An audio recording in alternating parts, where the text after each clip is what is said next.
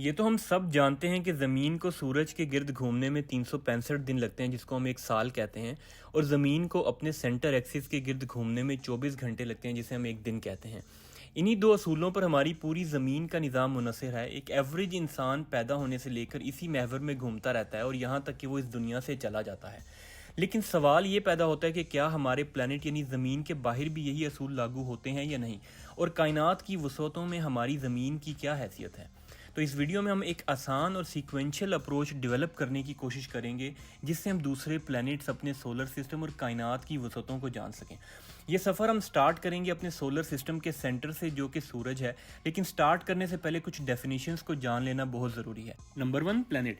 Planet एक ऐसे celestial या आसमानी ऑब्जेक्ट को कहते हैं जो एक फिक्स्ड ऑर्बिट में स्टार के गिर्द घूमता हो और इतना बड़ा हो कि अपनी सेंट्रल ग्रेविटी की वजह से राउंड शेप का हो। इसकी मिसाल स्क्रीन पर मौजूद बाइसिकल व्हील से ली जा सकती है, जो कि तारों के खिंचाव से अपने सेंट्रल हब से जुड़ा होता है। और अगर हम इस व्हील को ज़मीन समझें और इन तारों को ग्रेविटी, तो इससे ये वाज़िया हो जाता है कि सेंट्रल ग्रेविटी ज़मीन को हर तरफ से इक्वली अपने सेंटर की तरफ खींचती है, जिससे ज़मीन एक सफ़ेयर बन जाती है, जो कि एक 3 डायमेंशनल सर्कल है। और तीसरी खासियत ये कि प्लैनेट्स खुद साख्ता रोशन नहीं होते। सेकंड नंबर पर अगर हम स्टार की बात करें, तो स्टार एक खुद साख्ता रोशन सेलेस्टियल या आसमानी ऑब्जेक्ट को कहते हैं जो कि हाइड्रोजन और हीलियम जैसी हॉट गैसेस से मिलकर बना हो एंड अपनी स्ट्रॉन्ग ग्रेविटी की वजह से आपस में जुड़ा हो एंड अपने इंटरनल थर्मोन्यूक्लियर फ्यूजन की वजह से रोशनी और एनर्जी का जरिया होने के साथ साथ गैलेक्टिक सेंटर यानी अपनी होम गैलेक्सी के गिर्द घूमता हो। थर्ड नंबर पर अगर मून की बात करें, मून यानी चांद एक ऐसे ऑब्जेक्ट को कहते हैं जो कि स्टार्स की बजाय प्लैनेट के गिर्द घूमता हो, जैसे हमारी ज़मीन के गिर्द घूमता हुआ चांद। प्लैनेट्स के गिर्द घूमने वाले ऑब्जेक्ट्स को सैटेलाइट भी कहा जाता है, इसलिए बाज़ औक़ात चांद को ज़मीन की नेचुरल सैटेलाइट भी कहा जाता है। और लास्ट में स्पेस के बारे में अगर बात करें, तो स्पेस कायनात में सॉलिड ऑब्जेक्ट्स के दरमियान मौजूद खाली एरिया को स्पेस कहा जाता है। तो इन डेफिनेशन से ये बात क्लियर हो जाती है कि चांद हमारी ज़मीन के गिर्द लगातार घूमता है, हमारी ज़मीन अपने सेंटर एक्सिस के गिर्द घूमते हुए सूरज के गिर्द घूमती है, और सूरज अपने इर्द गिर्द के सारे ऑब्जेक्ट्स को लेकर गैलेक्टिक सेंटर यानी हमारी होम गैलेक्सी के सेंटर के गिर्द घूमता है। इन डेफिनेशंस को माइंड में रखते हुए हम सूरज से आगे बढ़े, तो हमारे सोलर सिस्टम में सबसे पहला प्लैनेट मरकरी है, जो कि हमारे सोलर सिस्टम का सबसे छोटा प्लैनेट है। इसका डायमीटर 4880 किलोमीटर है एंड ये सूरज से 5 करोड़ 80 लाख किलोमीटर के फासले पर है। मरकरी को सूरज के गिर्द घूमने में 88 दिन लगते हैं, यानी मरकरी पर एक साल 88 दिनों का होता है। मरकरी को अपने एक्सिस के गिर्द बहुत स्लोली स्पिन करता है, जिसकी वजह से मरकरी का एक दिन हमारी ज़मीन के 59 दिनों के बराबर होता है। सोलर सिस्टम में दूसरा नंबर वीनस का आता है, जिसका डायमीटर 12100 किलोमीटर है, जो तकरीबन ज़मीन के बराबर है। वीनस सूरज से 10 करोड़ 80 लाख किलोमीटर के फासले पर मौजूद है और ये सूरज के गिर्द 225 दिनों में एक चक्कर पूरा करता है। और इंटरेस्टिंग फैक्ट ये है कि वीनस को अपने एक्सिस के गिर्द घूमने में 243 दिन लगते हैं, जिसका मतलब है वीनस पर एक दिन का ड्यूरेशन उसके एक साल से ज़्यादा होता है। तीसरा नंबर हमारी ज़मीन का है, जिसका डायमीटर 12800 किलोमीटर है एंड ज़मीन सूरज से 15 करोड़ किलोमीटर के फासले पर मौजूद है एंड सूरज से ज़मीन के इस फासले को एक एस्ट्रोनॉमिकल यूनिट भी कहा जाता है। जैसे कि हम जानते हैं कि ज़मीन 365 दिनों में सूरज के गिर्द अपना चक्कर पूरा करती है और एक दिन का ड्यूरेशन 24 घंटे होता है। फोर्थ नंबर मार्स का है, जिसका डायमीटर 6800 किलोमीटर है, ये सूरज से 22 करोड़ 80 लाख किलोमीटर के फासले पर है, जो कि 1.52 एस्ट्रोनॉमिकल यूनिट बनता है। और ये सूरज के गिर्द 687 दिनों में एक चक्कर पूरा करता है एंड मार्स वो वाहिद प्लैनेट है जिसका डेली साइकिल ज़मीन से मिलता है। मार्स पर एक दिन 24 घंटे एंड 37 मिनट का होता है, जो कि ज़मीन के बहुत करीब तरीन है। सूरज से पांचवा प्लैनेट जुपिटर है, जो कि हमारे सोलर सिस्टम का सबसे बड़ा प्लैनेट है। इसका डायमीटर 1,42,000 किलोमीटर है। इसका सूरज से फासला 77 करोड़ 80 लाख किलोमीटर है, जो कि 5.20 एस्ट्रोनॉमिकल यूनिट के इक्वल है। जुपिटर सूरज के गिर्द 11.8 ज़मीनी सालों में एक चक्कर पूरा करता है एंड जुपिटर पर एक दिन तकरीबन 10 घंटे का होता है। 6 नंबर पर सैटर्न आता है, जो हमारे सोलर सिस्टम का दूसरा बड़ा प्लैनेट है, जिसका डायमीटर 1,20,000 किलोमीटर है एंड ये सूरज से 1 अरब 43 करोड़ किलोमीटर के फासले पर मौजूद है। अगर इस फासले को हम एस्ट्रोनॉमिकल यूनिट में देखें, तो ये 9.54 एस्ट्रोनॉमिकल यूनिट के इक्वल बनता है। सैटर्न सूरज के गिर्द 29 ज़मीनी सालों में एक चक्कर पूरा करता है एंड सैटर्न पर एक दिन का ड्यूरेशन 10 घंटे 34 मिनट का होता है। सूरज से सातवां प्लैनेट यूरेनस है, जिसका डायमीटर 51,800 किलोमीटर है और ये सूरज से 2 अरब 87 करोड़ किलोमीटर के फासले पर मौजूद है, जो कि 19.2 एस्ट्रोनॉमिकल यूनिट बनता है। और ये सूरज के गिर्द 84 ज़मीनी सालों में एक चक्कर पूरा करता है। आठवां और लास्ट प्लैनेट नेपच्यून है, जिसका डायमीटर 49,500 किलोमीटर है और ये सूरज से 4 अरब 50 करोड़ किलोमीटर के फासले पर है, जो कि 30.1 एस्ट्रोनॉमिकल यूनिट बनता है। और ये सूरज के गिर्द 165 ज़मीनी सालों में एक चक्कर पूरा करता है। नेपच्यून पर एक दिन तकरीबन 16 घंटे का होता है। As per International Astronomical Union, Neptune हमारे सोलर सिस्टम का आखिरी ऑफिशियली डिफाइंड प्लैनेट माना जाता है और इसके आगे हमारे आउटर सोलर सिस्टम पर एक डिस्क की मानित बड़ा स्ट्रक्चर शुरू होता है जिसे काइपर बेल्ट कहते हैं। काइपर बेल्ट सूरज से 30 एस्ट्रोनॉमिकल यूनिट से स्टार्ट होकर 50 एस्ट्रोनॉमिकल यूनिट के फासले तक फैला हुआ होता है। यहाँ पर ये मत भूलिएगा कि एक एस्ट्रोनॉमिकल यूनिट में टोटल 15 करोड़ किलोमीटर होते हैं, या फिर इसको इस तरह से समझ लें कि सूरज से ज़मीन तक का जितना फासला है उसका 50 गुना ज़्यादा फासले तक काइपर बेल्ट का आउटर एज पाया जाता है। काइपर बेल्ट में मोस्टली ड्वार्फ प्लैनेट्स, कॉमेट्स या आइसी ऑब्जेक्ट्स पाए जाते हैं। यहाँ पर हमें ड्वार्फ प्लैनेट्स के बारे में पता चलता है जो कि साइज़ में कदरे छोटे होते हैं और प्लैनेट की वो डेफिनेशन जो कि इंटरनेशनल एस्ट्रोनॉमिकल यूनियन ने डिक्लेयर किया उन पर पूरा नहीं उतरते। ड्वार्फ प्लैनेट्स में सबसे फेमस, जिसका नाम हम सब ने सुन रखा है, प्लूटो है, जो कि पहले हमारे सोलर सिस्टम का 9th प्लैनेट माना जाता था, बट 2006 में इंटरनेशनल एस्ट्रोनॉमिकल यूनियन ने प्लूटो को उसकी करैक्टरिस्टिक्स की वजह से ड्वार्फ प्लैनेट डिक्लेयर कर दिया। प्लूटो के अलावा काइपर बेल्ट में 4 और ड्वार्फ या छोटे प्लैनेट्स मौजूद हैं जिनकी डिटेल स्क्रीन पर देखी जा सकती हैं। सूरज से 50 एस्ट्रोनॉमिकल यूनिट के डिस्टेंस पर काइपर बेल्ट खत्म होता है और यहाँ से आगे चलने पर हम अपने सोलर सिस्टम की बाउंड्री की तरफ पहुँचते हैं जिसे हेलियोपास कहा जाता है। और ये बाउंड्री सूरज से 123 एस्ट्रोनॉमिकल यूनिट या फिर 18 अरब किलोमीटर के फासले पर है। सूरज से लेकर हेलियोपास तक हमारा सोलर सिस्टम एक बबल के अंदर बंद होता है जिसे हेलियोस्फीयर कहते हैं। ये बबल हमें कायनात की वास्ट गैलेक्सी से ना सिर्फ अलहदा करता है बल्कि गैलेक्सी में मौजूद हार्श रेडिएशंस, जिन्हें गैलेक्टिक कॉस्मिक रेडिएशंस कहते हैं, उनसे भी बचाता है। यहाँ पर नेचर की एक बहुत बड़ी खासियत पता चलती है कि हमारी ज़मीन 3 डिफरेंट प्रोटेक्शन लेयर्स में महफूज है, जिसमें पहली लेयर सोलर सिस्टम या हेलियोस्फीयर की बाउंड्री, दूसरी ज़मीन की अपनी मैग्नेटिक शील्ड जिसे मैग्नेटोस्फीयर भी कहते हैं, और तीसरी हमारी ज़मीन की एटमॉस्फेरिक गैसेस। और ये सब लेयर्स मिलकर ज़मीन पर निज़ाम ज़िंदगी को मुमकिन बनाती हैं। हेलियोपास से आगे बढ़ने पर हम ना ख़त्म होने वाली इंटरस्टेलर स्पेस में दाखिल होते हैं और इसमें सबसे पहला हमारा इंटरेक्शन ओर्ट क्लाउड से होता है। साइंटिस्ट का मानना है कि ओर्ट क्लाउड एक बहुत बड़ा स्फेरिकल शेल है जिसने हमारे सोलर सिस्टम को घेरा हुआ है। ओर्ट क्लाउड का इनर एज सूरज से 2000 से 5000 एस्ट्रोनॉमिकल यूनिट के फासले से स्टार्ट होकर आउटर एज 1 लाख से 2 लाख एस्ट्रोनॉमिकल यूनिट तक फैला हुआ होता है। ओर्ट क्लाउड हमारे सोलर सिस्टम के साथ लूजली बाउंड होता है, जिसका मतलब है यहाँ पर हमारे सोलर सिस्टम की ग्रेविटेशनल फोर्सेस मौजूद तो होती हैं बट ज़्यादा डिस्टेंस की वजह से उनकी स्ट्रेंथ वीक हो जाती है।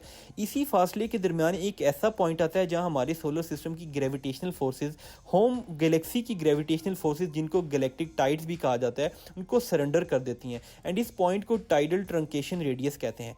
ओर्ट क्लाउड की आउटर बाउंड्री को हमारे सोलर सिस्टम की कॉस्मोग्राफिक बाउंड्री भी कहा जाता है। अगर हम ओर्ट क्लाउड और काइपर बेल्ट के दरमियानी फासला पिक्चर में दिखाएं तो वो कुछ इस तरह से नज़र आएगा।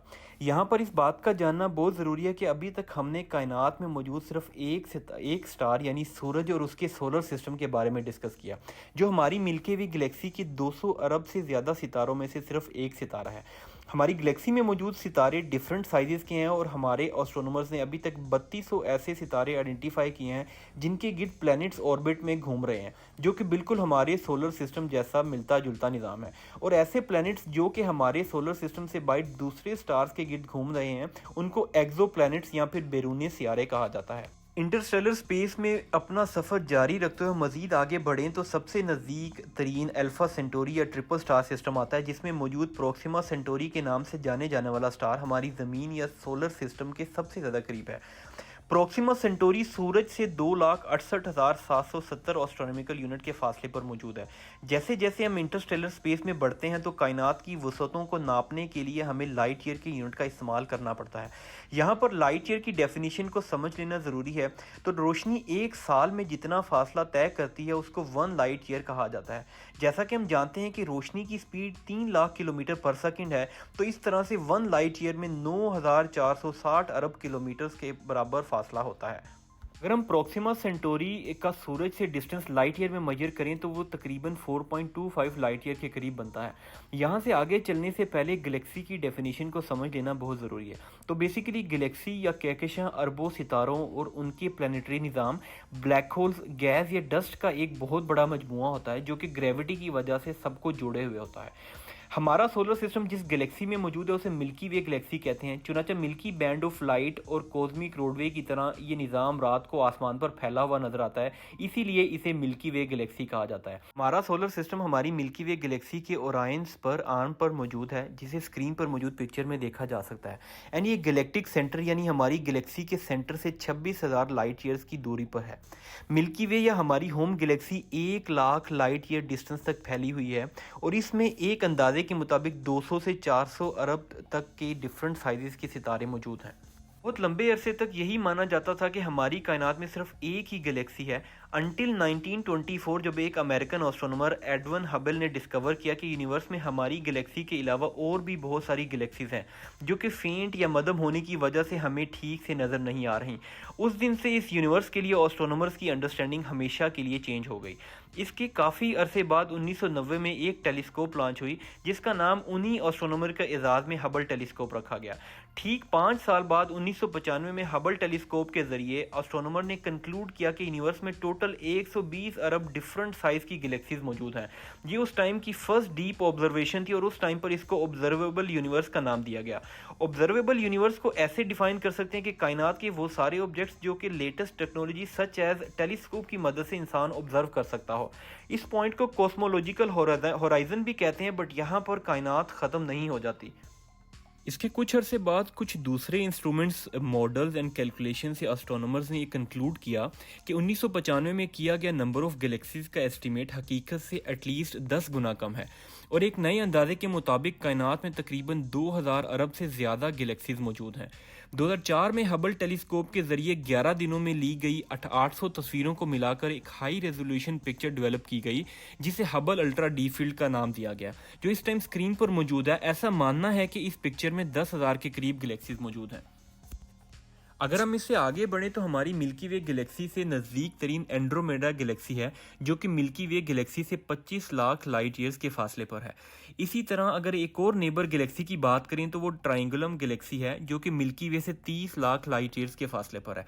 हमारी मिल्की वे गैलेक्सी अपनी नेबरिंग गैलेक्सीज जैसे कि एंड्रोमेडा, ट्रायंगुलम गैलेक्सीज और इनके साथ मजीद 50 या इससे ज़्यादा गैलेक्सीज के साथ मिलकर एक ग्रुप बनाती है जिसको लोकल ग्रुप कहा जाता है और ये ग्रुप कायनात में 1 करोड़ लाइट ईयर्स तक फैला हुआ होता है और ये सारी गैलेक्सीज आपस में ग्रेविटी की वजह से जुड़ी होती हैं, इसीलिए इनको ग्रुप का नाम दिया गया है और गैलेक्सीज लोकल ग्रुप की ग्रेविटेशनल सेंटर के गिर्द रिवॉल्व करती रहती हैं।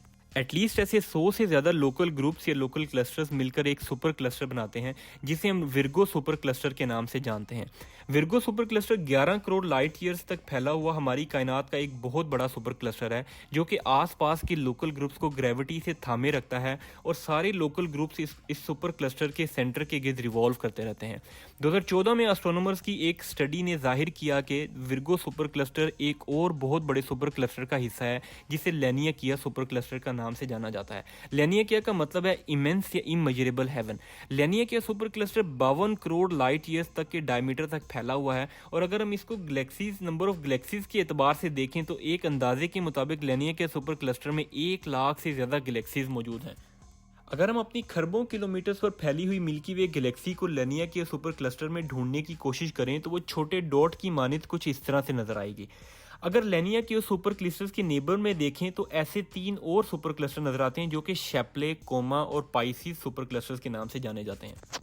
सुपर क्लस्टर से आगे हम अब तक दरियाफ्तशुदा अपनी कायनात के सबसे बड़े कॉस्मिक स्ट्रक्चर्स की तरफ बढ़ते हैं जिन्हें गैलेक्टिक वॉल्स के नाम से जाना जाता है, जिनमें सबसे पहले बाजू की तरह अपने रीजन को लपेटे हुए हमें साउथ पोल वॉल का पता चलता है जो कि 1.4 अरब लाइट ईयर्स तक फैला हुआ कॉस्मिक स्ट्रक्चर है। एक अनऑफिशियल अंदाजे के मुताबिक अब तक टोटल 14 गैलेक्टिक वॉल्स आइडेंटिफाई की गई हैं, जिनमें सबसे बड़ी गैलेक्टिक वॉल जो कि अब तक की ऑब्जर्वेबल स्पेस का 10 अरब लाइट ईयर्स तक फैला हुआ सबसे बड़ा कॉस्मिक स्ट्रक्चर है जो कि हरकुलिस, कोरोना, बोरेलिस या HCB ग्रेट वॉल्स के नाम से जाना जाता है।